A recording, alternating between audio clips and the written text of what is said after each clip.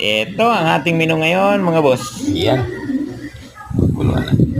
Sinabawang gulay tayo na may sahog na karning baboy. Pakukuluan na natin ang baboy kasama yung kamatis, sibuyas. At templado na rin yan, mga boss. May asin at MSG na. Pakukuluin na natin yan hanggang sa lumambot ang karne.